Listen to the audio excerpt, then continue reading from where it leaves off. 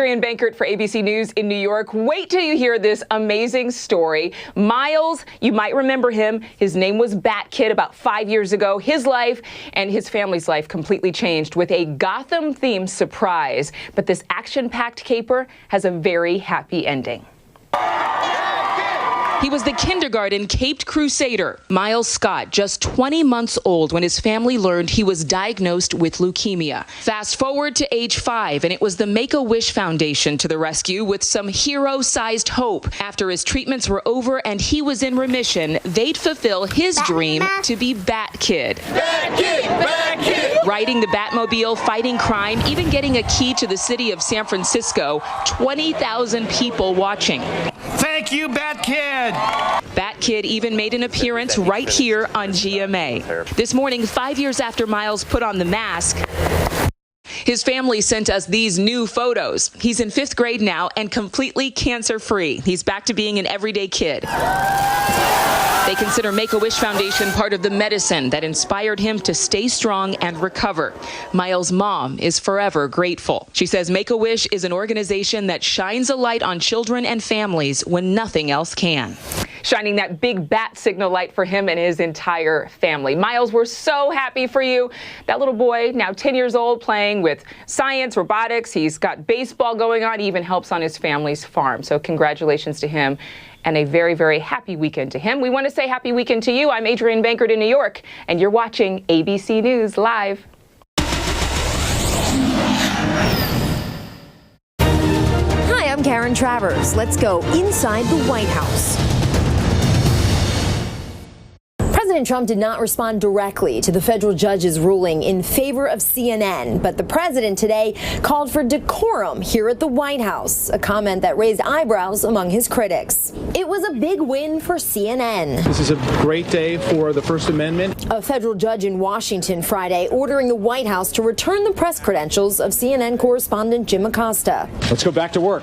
Hours later, Acosta did just that. The federal judge hearing the case repeatedly emphasized that his decision was based on the Fifth Amendment, not the First, and that Acosta was denied his right to due process. This case will now continue. This whole controversy blew up after this heated exchange between President Trump and Acosta at a press conference on November 7th. Are you worried? That's enough. That's enough. Now the White House is calling for decorum. People have to behave, and they have to do, we're writing up rules and regulations. Asked to explain what that means, the president suggested Acosta was hogging the microphone. Decorum. You can't take 3 questions and 4 questions and just stand up and not sit down. Decorum. You have to practice decorum. But critics question whether that demand for decorum would apply to the president, who in recent weeks has attacked reporters personally, including me. You're creating violence by your questions. Me? You are creating you. You are a rude, terrible person. What a stupid question that is. President Trump today insisted nobody believes in the First Amendment more than he does. But he said if reporters are not following his new rules and regulations, he'll take them to court. Karen Travers, ABC News, the White House. Thanksgiving night, celebrate the magic, the wonder. That's why I live and breathe. Celebrate Mary Poppins, you came back. The most loved and treasured family movie. And now go inside the making of the sequel with amazing new interviews. Oh my God, I'm Mary Poppins. And rare behind-the-scenes access you won't see anywhere else. I felt like I was a kid in the candy store. You're gonna love. Because it's about joy. Behind the Magic. Off we go. Mary Poppins returns Thanksgiving night starting at 8/7 Central on ABC.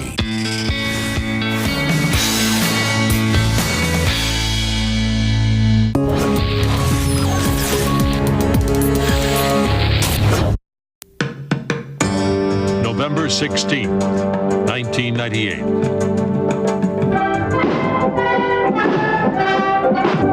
His regime savagely beat and tortured its own people.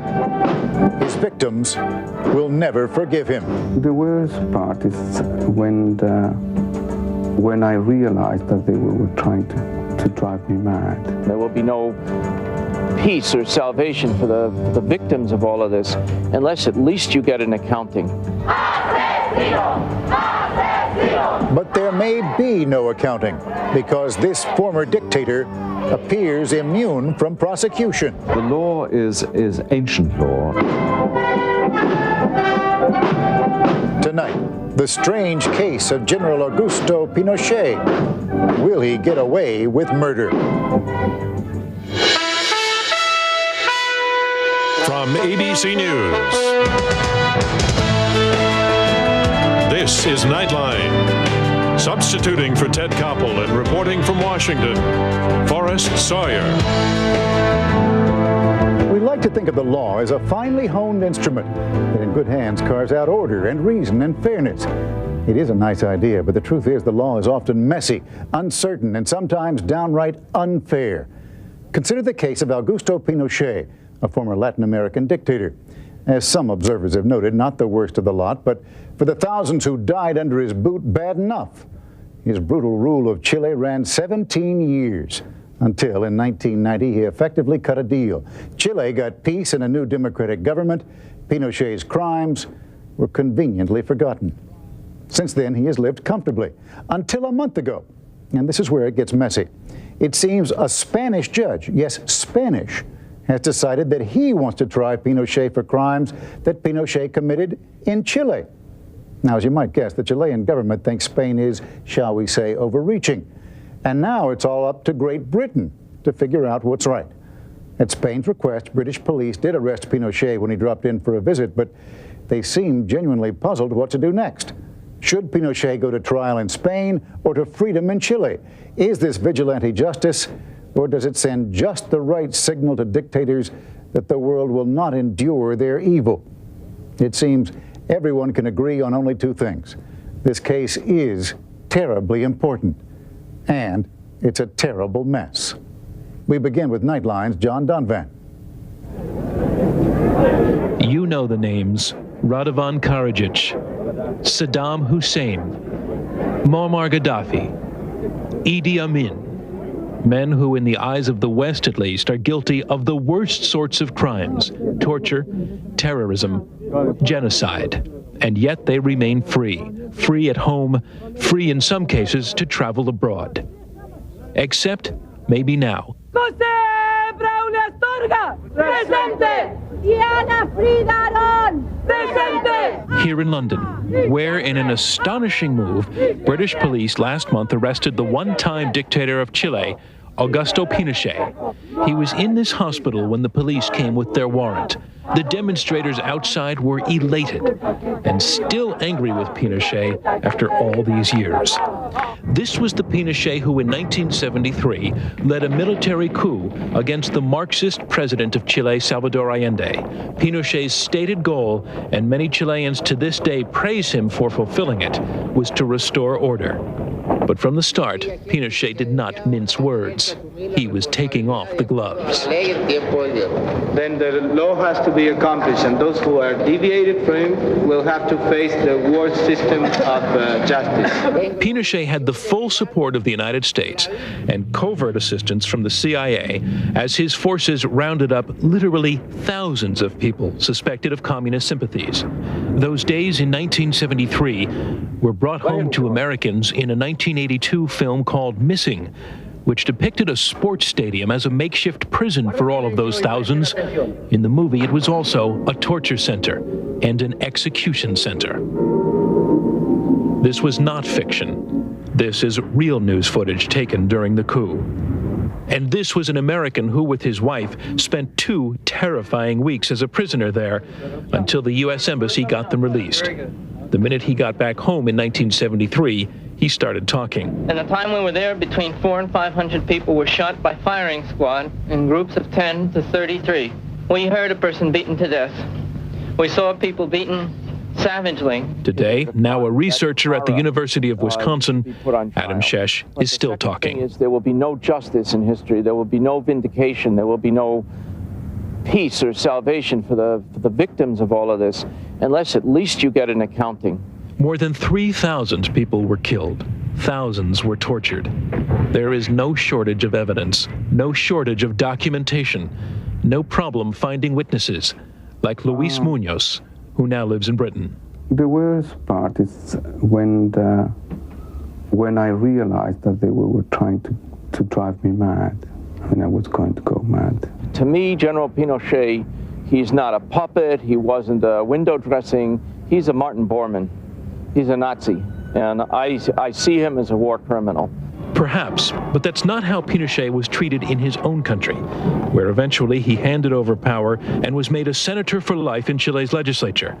For good measure, the country passed a constitution under his guidance that guaranteed him immunity from prosecution for anything that happened during his years in power. Pinochet was safe. He came and went as he liked. He made lots of visits to Britain. And then that stunning arrest. Pinochet had come here to Britain in September for one of his periodic visits, VIP treatment at the airport, tea with Margaret Thatcher. In October, he checked himself into a London hospital for surgery on his back. It was at that point that a judge in Spain asked the British police to place Pinochet under arrest in connection with the disappearance of several Spaniards in Chile in the early 70s. And Scotland Yard complied.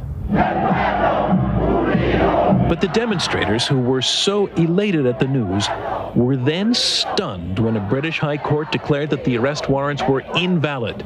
The judges said Pinochet could not be arrested because as a former president he had, quote, sovereign immunity from ever facing trial in a British court. A loophole perhaps, but one that's enshrined in literally centuries of tradition. The law is ancient law. It's based on what's called the Comity of Nations, this concept developed in all countries that there are certain kinds of immunities which are granted in order to enable international business to be transacted. It would be extremely inconvenient if heads of state traveling around were arrested when they visited other countries. And so it is that each autumn at the United Nations, leaders come from all over the world, some with quite unsavory records. But the United States, as host nation, guarantees their safety in and out of the country without fear of arrest or prosecution. This principle is so entrenched that Pinochet's lawyers argued in his behalf that even Adolf Hitler himself, were he suddenly to materialize today on official business, would be able to come and go without fear of arrest. The privilege also holds up for leaders who are no longer leaders. Spain has now appealed to the House of Lords, Britain's version of the Supreme Court. A decision is expected soon. But if Pinochet loses his immunity, that will raise some difficult questions. What, for example, would prevent Argentina from seeking the arrest of its Falklands War enemy, Margaret Thatcher, when she travels abroad? Or the government of Iraq from trying to get George Bush detained when he goes overseas? The Clinton administration, despite an emphasis on human rights as a pillar of its foreign policy, has been more than cautious on the subject of Pinochet. There has been no policy decision by senior U.S. officials to request Pinochet's extradition from the UK. It remains our position that the Spanish extradition request for Pinochet is one between the UK, Spain, and Chile.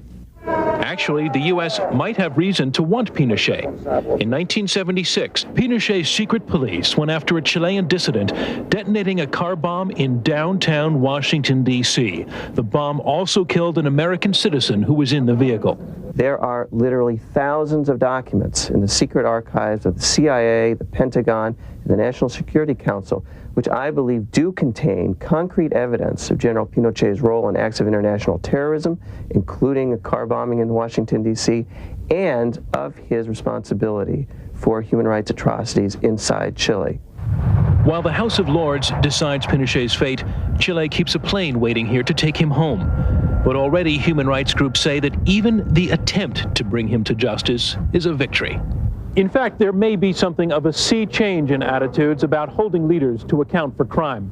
In recent years, international tribunals have been set up to prosecute war criminals in Bosnia and Rwanda.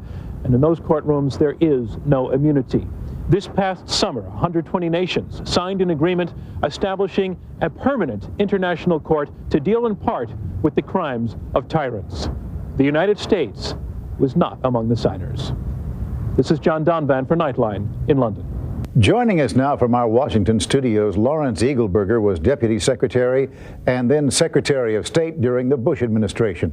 And joining us from Los Angeles, Paul Hoffman is the Chairman of the Board of the U.S. chapter of Amnesty International. Mr. Eagleburger, I would like to take up the issues that we're about to discuss, but first the United States. Here we have this International Criminal Court that has been set up. The United States declines to sign, and they are decidedly quiet on the issue of Mr. Pinochet. Why? Well, I gather that the U.S. administration is concerned with regard to this criminal court on the basis of what might happen to U.S. GIs, for example, who are assigned in other countries, and what might be charged against them, and how those would be defended. I'm not particularly clear on all of the arguments as to why we haven't joined.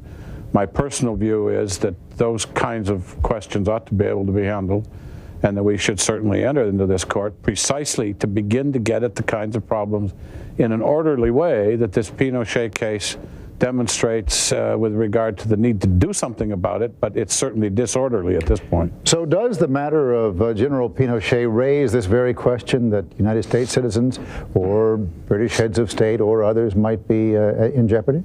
Well, I think that your commentary at the beginning of the program laid out as well as I can all of the dangers that if they go ahead with this issue with General Pinochet will develop. The precedent is really dangerous in terms of the kinds of charges that could be levied against any number of heads of state for things which in one country may look like they're criminal, but in another may not be. So I think it's a very dangerous precedent.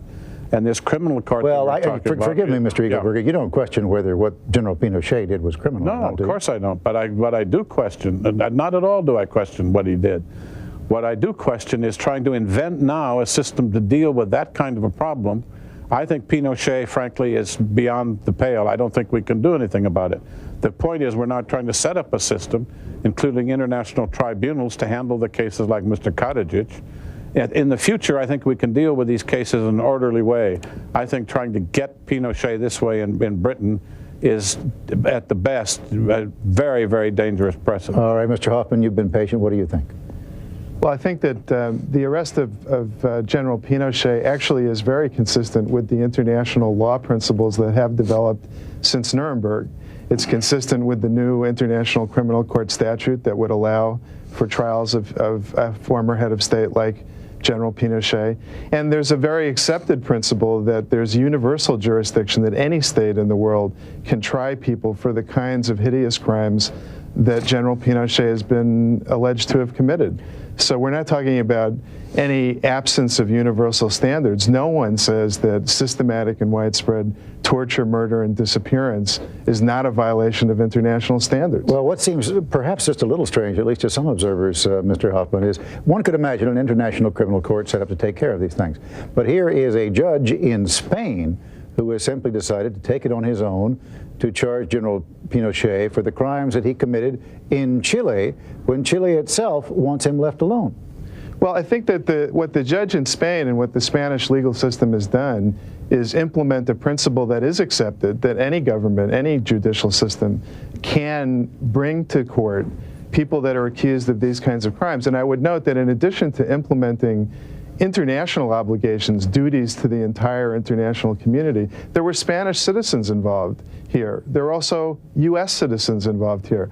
The issues here go beyond what the Chilean body politic has a right to have the final say about.